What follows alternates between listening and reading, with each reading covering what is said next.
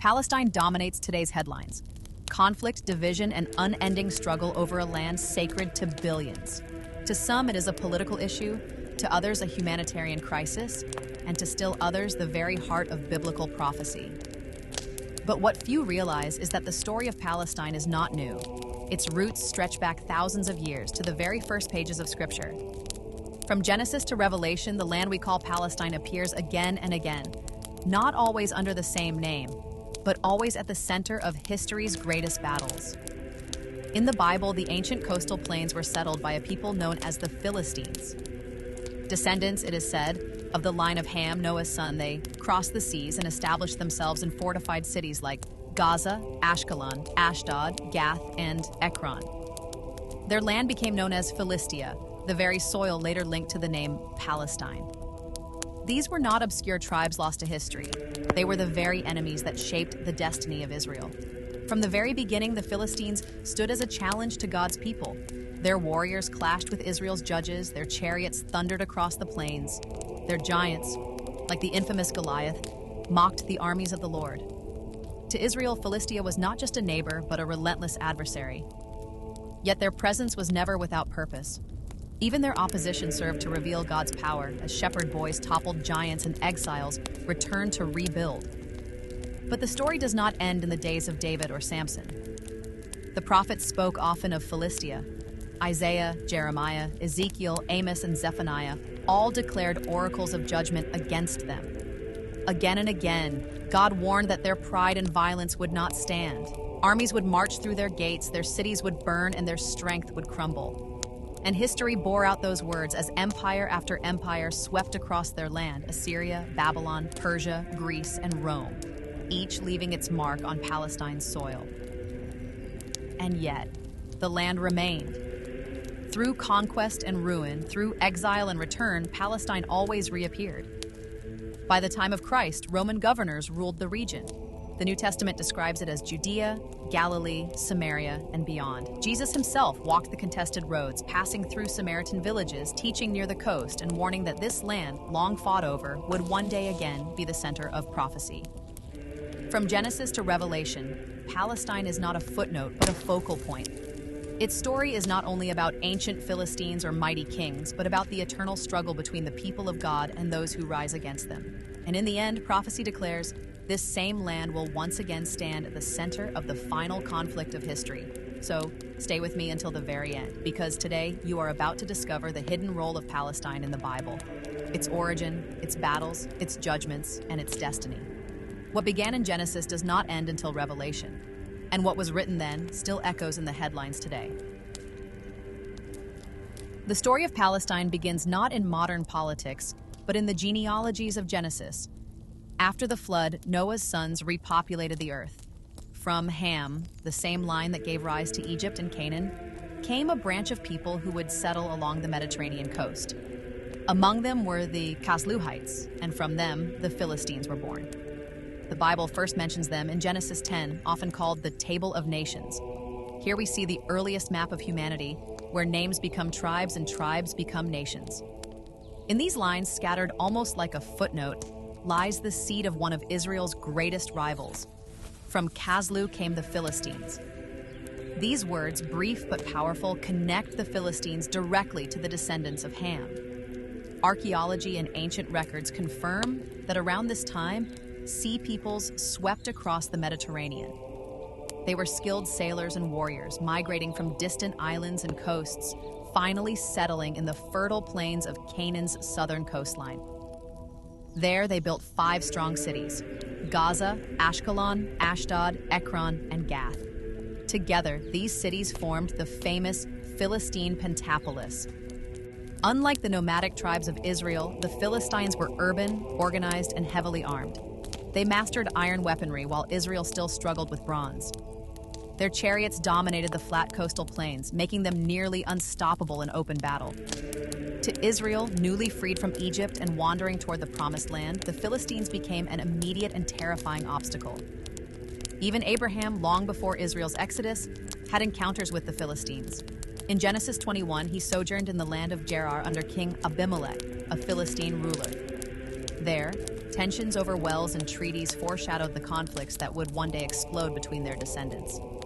By the time of Isaac, the Philistines had grown even stronger, envying his prosperity and filling up the wells his father had dug. Already the rivalry between God's chosen line and the Philistines had taken root. But it is in Genesis 26 that a striking pattern emerges. Isaac, like his father, faces disputes with the Philistines over territory and water. Again and again, he reopens the wells of Abraham, names them, and claims them, only for the Philistines to quarrel and drive him away. The conflict was not just over land, but over survival itself. Water in the desert was life. And in these early disputes, we see the shape of history.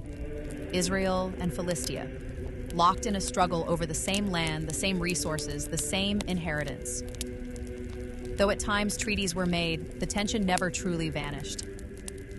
By the time Israel entered Canaan under Joshua, the Philistines were entrenched in their cities, strong, well-armed, and unyielding. They were not a passing tribe, but a permanent presence. Their very name would one day give rise to the word Palestine. Thus, from the earliest genealogies of Genesis, the Philistines are planted into the soil of history. They are not introduced as allies, but as rivals, not as wanderers, but as a people determined to carve out their place on the land. And in doing so, they became the shadow to Israel's light, a rival that would test the faith, courage, and destiny of God's people for centuries to come.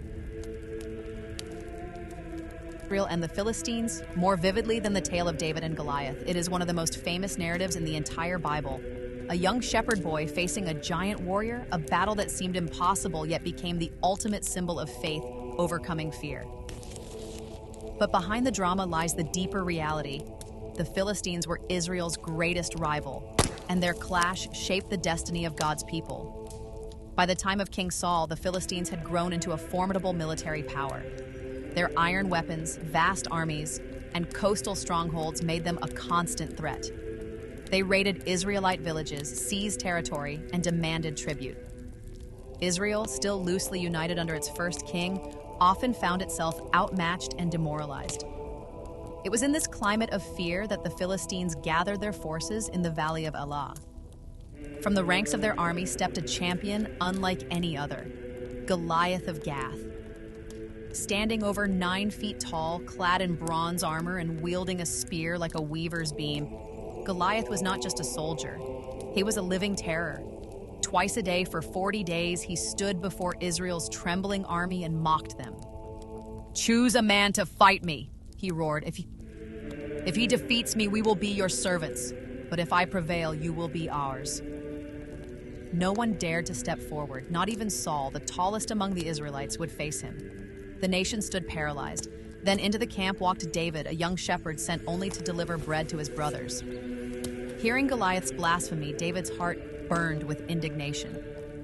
"Who is this uncircumcised Philistine that he should defy the armies of the living God?" he asked. What followed is one of the most dramatic scenes in Scripture. Armed with nothing but a sling and 5 smooth stones, David faced the giant. Goliath sneered, mocking the boy before him. But David's response echoed with eternal power. "You come against me with sword, spear, and javelin, but I come against you in the name of the Lord Almighty." With a single stone, slung with precision, David struck Goliath on the forehead.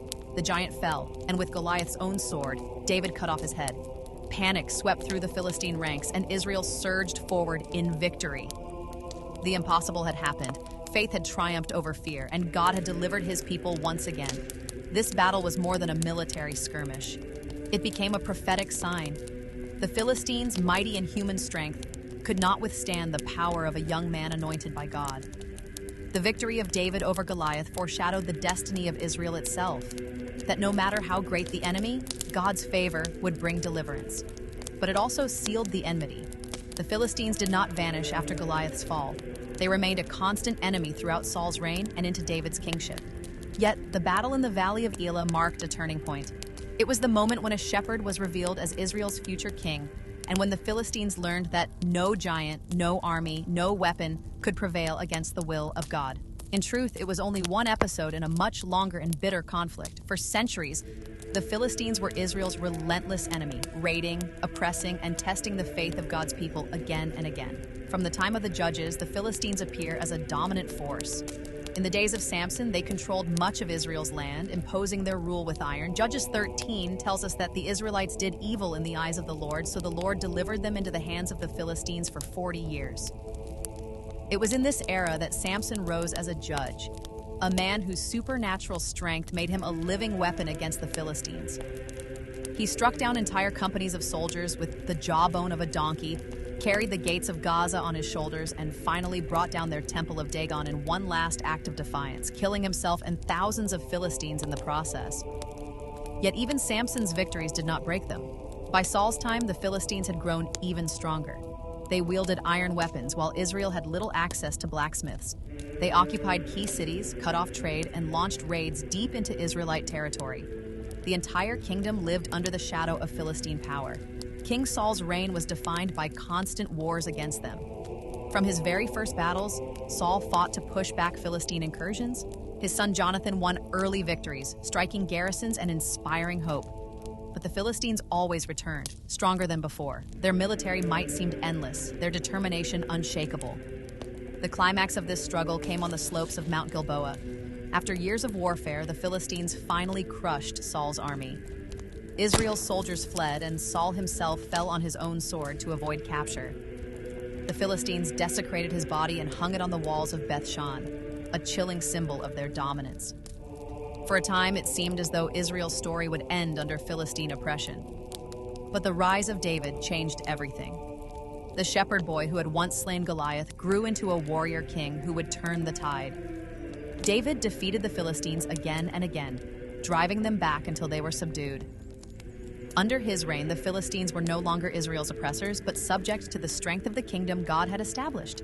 Still, their legacy remained. Even after their military defeat, the Philistines lingered in history as the archetype of Israel's enemies, ruthless, idolatrous, and unyielding. Their gods, their armies, and their hostility became symbols of opposition to the plans of God. The Philistine wars remind us of a deeper truth. Israel's history has always been marked by enemies who rise to destroy, only to fall before God's hand. No weapon, no army, no empire has ever erased his people from the land he promised them. The Philistines, relentless though they were, became proof that even the strongest adversary cannot withstand the will of the Lord. Repeated warnings and judgments delivered by the prophets of God. Again and again, the Lord spoke through his servants to declare that the pride, violence, and idolatry of Philistia would not go unpunished. Their story is not just one of battles on the plains, but of divine decrees written into the fabric of prophecy. The prophet Amos was among the first to raise his voice. In Amos 1, he pronounced judgment on Gaza, Ashdod, Ashkelon, and Ekron, condemning them for exiling entire communities and selling them into slavery. God declared, "I will send fire on the walls of Gaza that will consume her fortresses." To a nation that had thrived on the suffering of others, the Lord promised destruction. Isaiah echoed the same warning. In Isaiah 14, he declared that Philistia should not rejoice when one enemy fell, for another would rise against them. He spoke of a root from the snake that would bring forth a fiery serpent to devastate their land. These cryptic words foreshadowed the coming of new empires, Assyria, Babylon, that would crush the Philistine cities one after another. Jeremiah 2 lifted his voice against them. In Jeremiah 47, he described the waters rising from the north, a flood that would overwhelm the land of the Philistines. Horses and chariots thundered in his vision as their cities cried out in despair. His prophecy likely referred to the Babylonian invasion under Nebuchadnezzar, which brought ruin to Philistine strongholds. Ezekiel, speaking from exile, added his oracle in Ezekiel 25. He condemned the Philistines for taking vengeance with malice in their hearts against Judah. God's response was final. "I will carry out great vengeance on them with furious rebukes. Then they will know that I am the Lord." Their relentless hatred of God's people would lead only to their downfall. Even Zephaniah joined the chorus. In chapter 2, he named Gaza, Ashkelon, Ashdod, and Ekron, declaring that these cities would become desolate. "The land by the sea," he proclaimed, "will belong to the remnant of the people of Judah. There they will find pasture." It was not just destruction foretold, it was a transfer of destiny. What Philistia sought to destroy, God would give back to his people. History confirms the prophet's words. One by one, the Philistine cities fell. Assyria conquered and deported populations. Babylon invaded and broke their strength. By the time of the Persian Empire, Philistia was no longer an independent power, but a shadow of its former self. Their gods, like Dagon, faded into obscurity. Their armies were no more. The prophets remind us of a sobering truth. No nation that sets itself against God's people can endure forever. The Philistines, who once mocked, enslaved, and oppressed, were themselves crushed by the weight of divine judgment. Their walls burned, their cities ruined, their name reduced to history. And yet their land, the coastal strip they once held, would continue to play a role in prophecy.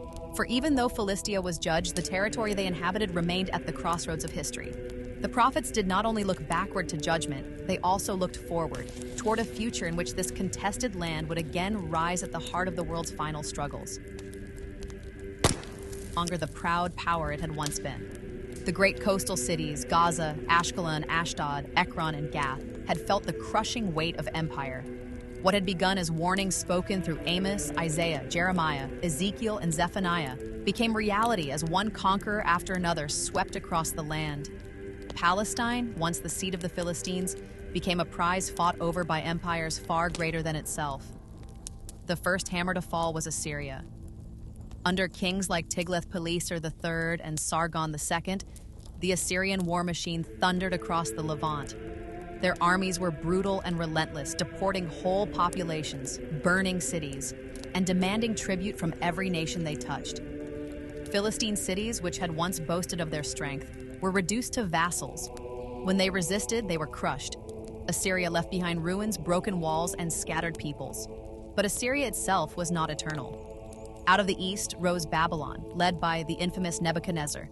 Babylon's armies swept into the region, conquering Judah, destroying Jerusalem, and carrying its people into exile.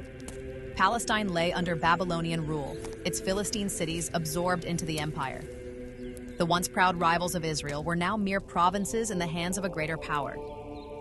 Then came Persia, under Cyrus the Great.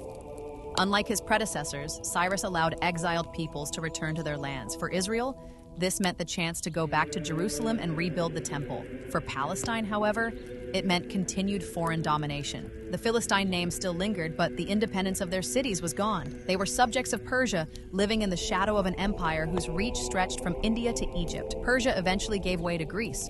In the 4th century BC, Alexander the Great stormed through the region. His conquests were swift, and Palestine became part of the Hellenistic world. Greek culture, language, and religion spread across the land, reshaping its identity. The Philistine cities, already weakened, became Hellenized outposts, far removed from the days of Goliath and Dagon. Finally, Rome arrived. By the 1st century BC, Palestine was under Roman rule. The coastal cities were absorbed into the vast Roman network of roads, trade, and governance. Gaza and Ashkelon flourished as Roman ports, but their old Philistine identity was gone. The land was now a pawn in the struggles between Rome and rebellious Judea. It was under Rome that the New Testament unfolds, with governors like Pontius Pilate ruling the land and legions enforcing Caesar's peace. Through these centuries, one theme remained constant. Palestine never disappeared. Though its people were conquered, scattered, or absorbed, the land itself stayed central. Every empire that sought to dominate the Near East had to control this narrow strip of territory. It was the gateway between Africa and Asia, the bridge of armies and caravans, the crossroads of prophecy. From Assyria's cruelty to Rome's domination, Palestine became more than just a battlefield. It became the stage upon which God's plan continued to unfold. The Philistines were gone as a people, but the land they had once ruled remained locked in the drama of nations, a land destined to appear again in prophecy's final chapters. It was no longer the land of the Philistines, but a province of the mighty Roman Empire. Rome had imposed its will on the region, appointing governors, garrisoning troops, and demanding taxes. Yet, beneath the iron grip of Caesar, the land remained restless. Revolts simmered, prophets arose, and messianic hopes burned in the hearts of the people. Into this storm, the Son of God was born. The Gospels reveal Palestine as a land divided and contested. To the north lay Galilee, home to fishermen and farmers, often looked down upon by the religious elite in Jerusalem. To the south stretched Judea, with Jerusalem as its heart, the temple, the priesthood, and the sacred festivals. Between them lay Samaria, a region despised by Jews yet central to Jesus' ministry. And along the coast stood the old Philistine cities, Gaza, Ashkelon, Ashdod, by then thoroughly Hellenized under Roman influence, but still part of the living story of the land. It was here, in this fractured and occupied Palestine, that Jesus walked. He preached on Galilean hillsides, calmed storms on the Sea of Galilee, and healed in the streets of Capernaum.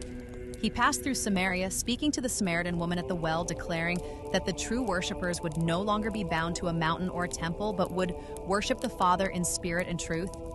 He journeyed south to Jerusalem, where the temple courts thundered with debates and confrontations. Palestine in the time of Christ was more than geography. It was prophecy fulfilled. The prophets had foretold that a Messiah would come, born in Bethlehem, ministering in Galilee, and destined to suffer in Jerusalem. The land itself became the canvas upon which God painted the ultimate revelation of his plan. Every step Jesus took resonated with ancient promises. Every city and village he touched became part of a story that stretched back to Genesis. Yet the tension of the land was never far from view. Roman soldiers patrolled the streets. Herod the Great had rebuilt the temple, but his dynasty ruled as client kings under Caesar. Zealots plotted rebellion, while the Pharisees and Sadducees debated how to remain faithful under foreign rule. The people longed for deliverance, some expecting a warrior king to drive out Rome, others hoping for a prophet to restore God's blessing. Few understood that the Messiah's kingdom would not be of this world. Even in his final days, the land shaped the drama. In Jerusalem, Jesus overturned the tables of the money changers. On the Mount of Olives, he prophesied the coming destruction of the temple. At Golgotha, he was crucified between two thieves, under the authority of Rome, yet fulfilling the words of Isaiah and the Psalms. And in a garden tomb in Palestine, he rose again, declaring victory not over Rome or Philistia, but over sin and death itself. Thus, in the New Testament, Palestine is transformed. Once the stronghold of Israel's greatest enemies, it became the stage for God's greatest act of love. From the coasts of Philistia to the hills of Judea, the land bore witness to the Messiah.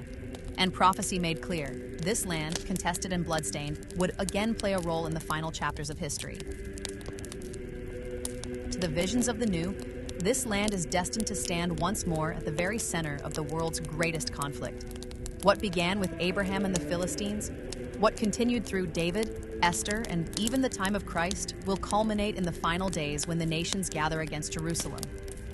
The prophet Joel foresaw a time when God would judge the nations in the valley of Jehoshaphat, a name that means the Lord judges.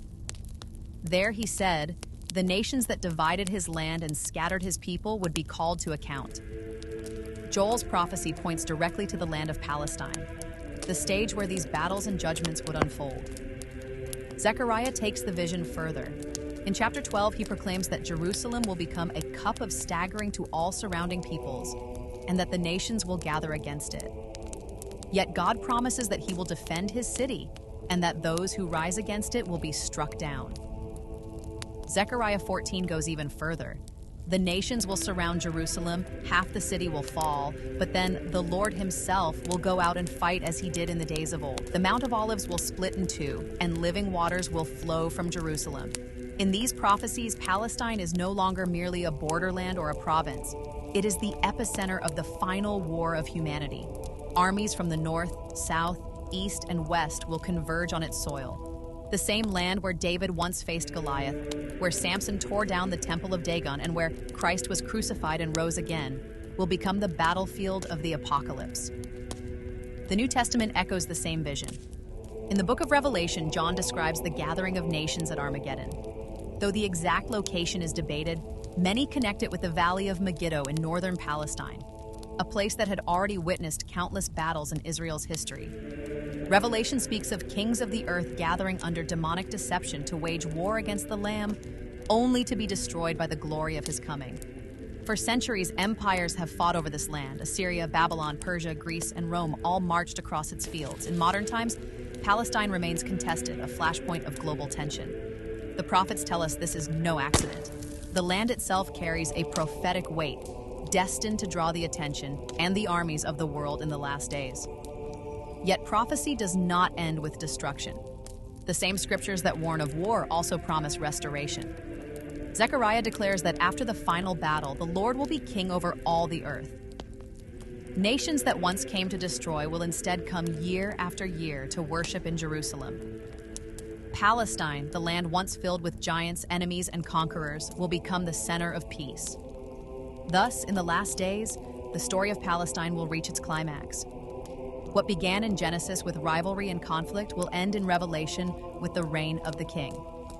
The land that has seen so much blood will finally see glory.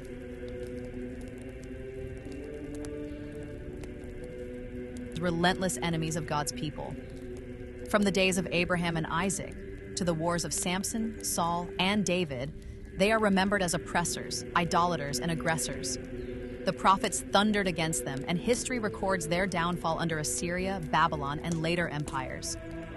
Yet within these judgments lies a surprising pattern. Even as God declares destruction, he often leaves a door open for hope. The prophet Amos provides one clue. In Amos 9:7, the Lord compares Israel's exodus from Egypt with the movements of other nations, saying, "Did I not bring Israel up from Egypt, the Philistines from Caphtor and the Arameans from Kir?" Here, God acknowledges his sovereignty not just over Israel, but over the Philistines as well. Though they were enemies, they were still within his plan. Zephaniah adds another layer. After pronouncing doom on Gaza, Ashkelon, Ashdod, and Ekron, he declares that their land will not remain empty forever. Instead, the land by the sea will become pastures, having wells for shepherds and pens for flocks. That land will belong to the remnant of the people of Judah. There they will find pasture. Even in judgment, God envisions restoration, not for the Philistines as a nation, but for his people dwelling in their former land. But perhaps the most surprising words come from Isaiah. In Isaiah 19, the prophet describes a future where Egypt, Assyria, and Israel will be united in worship of the Lord. Though Philistia is not mentioned by name, the implication is powerful. Even traditional enemies of Israel could be transformed by God's grace and brought into his kingdom. If Egypt and Assyria, both historic oppressors, can be called my people and the work of my hands, could not Philistia also find a place in God's redemptive plan? History shows that the Philistines as a distinct people eventually disappeared. Conquered, absorbed, and assimilated, their name survived only in the later term, Palestina, used by Rome after crushing Judea. Yet the spiritual lesson remains. The Philistines, though judged, are a mirror of humanity itself, fallen, hostile to God, yet not beyond the reach of his purposes. Their downfall is a warning, but also a reminder that God's justice is always tempered with the possibility of mercy. In the last days, prophecy envisions all nations streaming to Jerusalem to worship the King. Zechariah 14:16 declares that the survivors from all the nations that have attacked Jerusalem will go up year after year to worship the King, the Lord Almighty. Could it be that even descendants of those ancient coastal peoples, once enemies of Israel, will stand among the redeemed? Judgment, yes. The Philistines' pride, violence, and idolatry brought them low, but hope, too. The God who judged them is also the God who restores. Just as he shattered Israel and then gathered them again, so too he may one day redeem even those who once stood against his people. The story of Philistia is therefore not only one of conflict, but of possibility. Their fate reminds us that no enemy is beyond the reach of God's sovereignty, and no people is so lost that redemption cannot find them. Genealogies of Genesis, with the Philistines emerging from the line of Ham.